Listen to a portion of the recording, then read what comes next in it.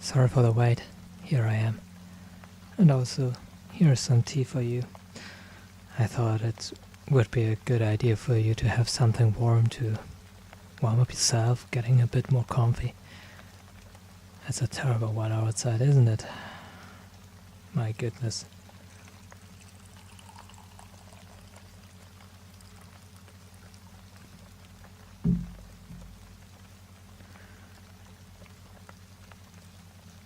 You like it? Great. I added a little bit of ginger to it, especially because it warms you up from the inside, and this is something nice to have on a day like this. Seriously, it's a terrible weather. I haven't expected such a pour today because for the morning it looked like it would be a sunny day. However, over the afternoon I got this bad feeling and I came back a bit earlier. I think it was the right timing. Even though that I wonder why you've been around here, because usually I don't see you here about that time of the day. Oh, I see. So you were selling your chocolates as always, but then you were thinking maybe you should just visit me? What was up in your mind? I mean, you usually don't do things like this. I mean, I'm not complaining, I'm really happy to hear that, but I didn't know why. You wanted to talk to me? About what? I mean, it's a little bit surprising. Well, whatever it is, feel free to tell me. I mean, you can talk with me about everything. You know, we're good friends, and I hope at least this isn't only my opinion about our friendship. I see. Well, yeah, it's about now 2 years apparently. 2 years ever since that particular rainy day when I was in the bamboo forest looking for some bamboo sprouts because the season has just started and it got rainy. Yeah. Actually, I remember that day quite good because it was a similar day like this. It was suddenly raining. I had nowhere to go and I was surprised by the weather, and it was like, yeah, where should I go? What should I do? Because I didn't know where to go. I was lost. I was completely lost in this big, dark forest. And out of nowhere, you just appeared, and first of all I was surprised but also a little bit shocked, I could say. It was like, oh dear, what does this person want from me? Or rather, is it a yokai? And then you looked at me and I still remember your look. It was strange, it was lonely. And then you asked me what the hell I am doing here. And I answered, well, I was looking for some bamboo sprouts and it started raining and I lost my track. I don't know how to get back. And you said, you can get a little bit of a shelter over there. It's my house and you can warm up a little bit before you go back. And because I didn't know what to do, I said it would be nice too, and you invited me to your place and gave me something warm to drink, quite similar to the things that are happening right now. Huh? But now I am the host, and I'm really glad that I can give you a little bit of a revenge for that one, because I always had the feeling that I owe you something like this at some point. Great that it works out. Yeah. But you know, you really changed ever since. I mean, when I met you 2 years ago, you looked very lonely, very sad. And now you've got this little smile every time you look at me or all the other people around you. And it really makes me happy to see that there are things that make you happy right now. I'm really glad about it. However, what is it you really wanted to talk about? I don't think that you just came along just to talk about things like this. I mean, you aren't the person who would just come along and say, hey, it's been 2 years, because we meet quite often.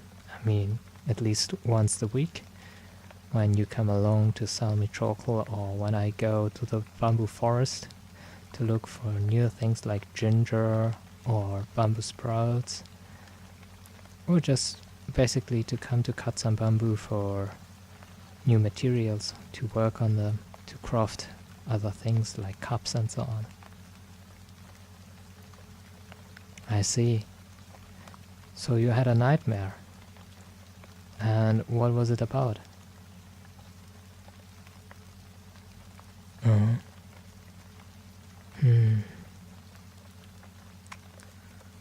Oh dear, oh dear. But you should know that no one will leave you alone. I won't leave you alone. Nobody else will leave you alone. You will be never alone again. And that's what I promised you. Whatever happens, I will always be your friend, and whatever happens, you can always talk to me.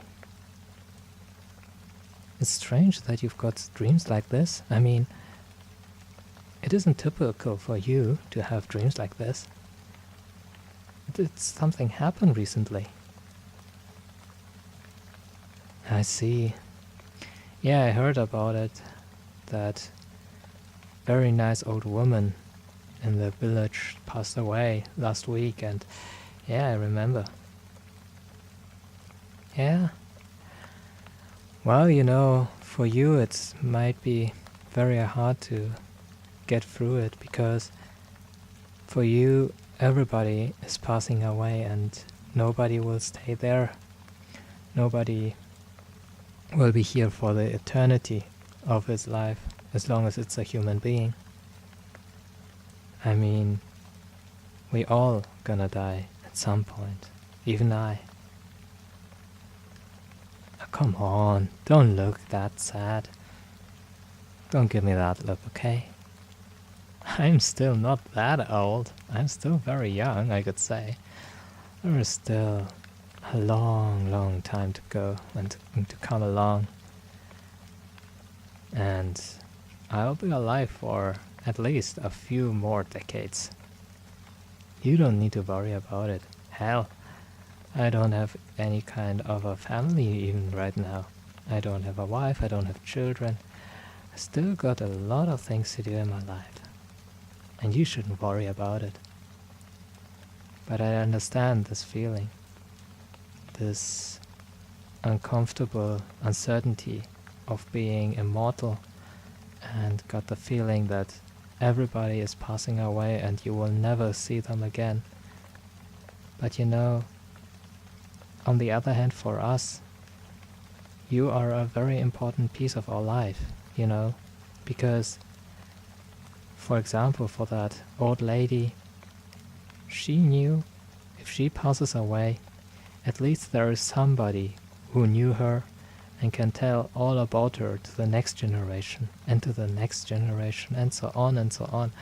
You know, we as a human being, or the character of the human being is, we always struggle and try to say that we've been alive, and we want to set a benchmark, want to show it to the others that we were alive at some point in this world, in this timeline. But these kind of things are worthless if you don't know with whom to share or what you have done.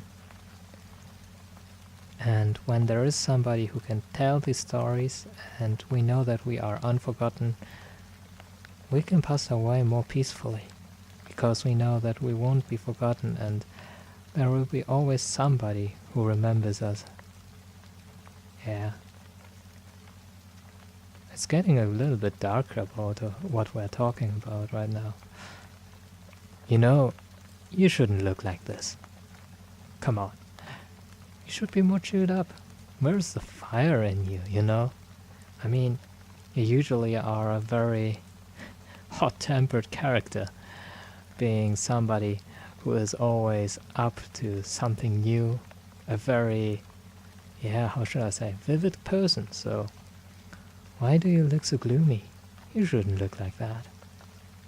Come on. Also, you should drink another cup of tea. It's good for you. It's good for your heart.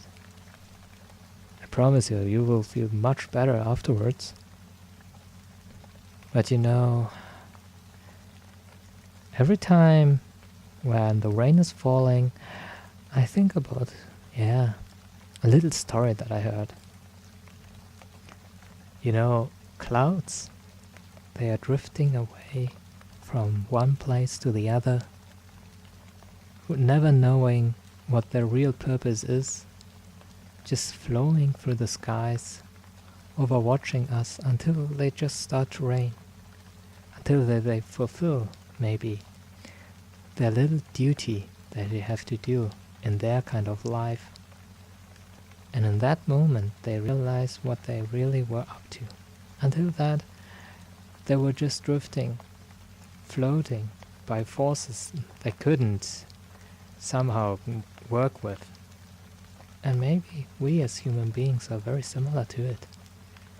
We are drifting away by the force or by the power of the things happening around us. And in the moment we pass away, we can look back and we finally will realize what our purpose was. And I don't know mine, but I can certainly say one of the most happiest things that happened to me was to getting know you and sharing this moment right now with you, you know? So don't worry about it. Everything will be alright. Well, here's another cup of tea.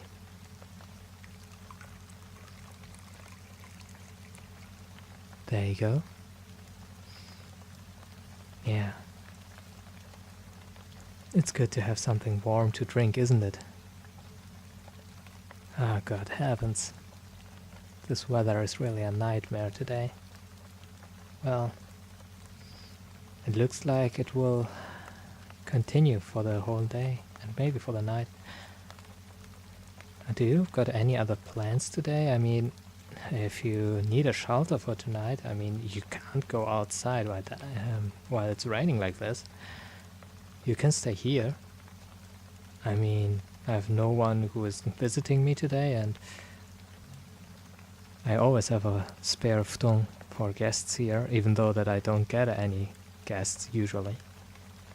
But if you like to, you can always stay here for a minute, or rather for the night.